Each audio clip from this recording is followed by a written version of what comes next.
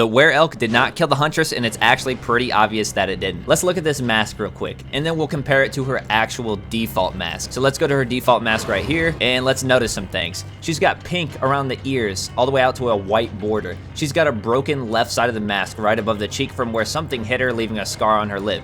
She's got that same pinkish color around both of her cheeks. She's got a pink nose. She's got eyebrows above each eye, and then she's got a blood splatter above the left part of the broken cheek, and then above the right eye, and then black around the eyes, right? And then if you look at the material the mask is made out of, it's confirmed in the lore as well, it's made out of paper mache.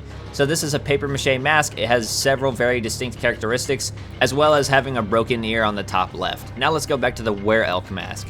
So we turn it around and we can see that there's very few similarities. There's a black border around the pink parts of the ear. There's no pink parts on the cheek. There's no pink nose. There's no blood splatter on the left or right side of the mask above the eye. There's no eyebrows on it either.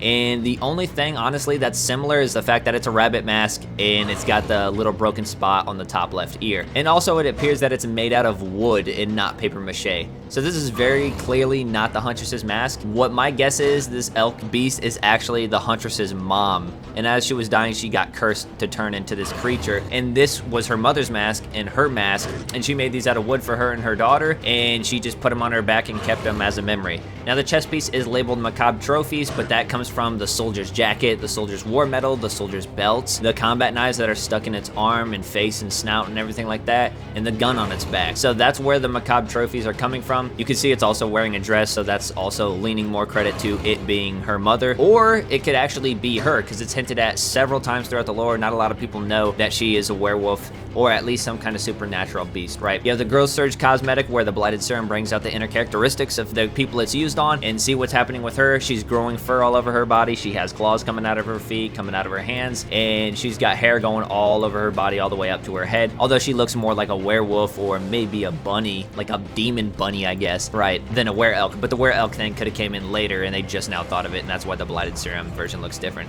And then we can come over here to this charm real quick, the Huntress Werewolf cosmetic, and it's called, the flavor text reads, a disguise that fits her a little too well. Not to mention another thing that hints at her being a supernatural beast, that the soldiers in her tome lore, A Lovely War, call her a Bodark. And if you didn't know, Bodarks have black eyes, and the Huntress has black eyes. So that's another thing that's referencing the fact that she's not actually a human. That would also explain why she's able to kill a grizzly bear with an axe. Nobody can do that. No human can do that. She's definitely supernatural, and it would also explain why she's able to kill thousands of soldiers at a time and erase entire villages off the face of the planet. No normal human is doing that, no matter how good they are at hunting.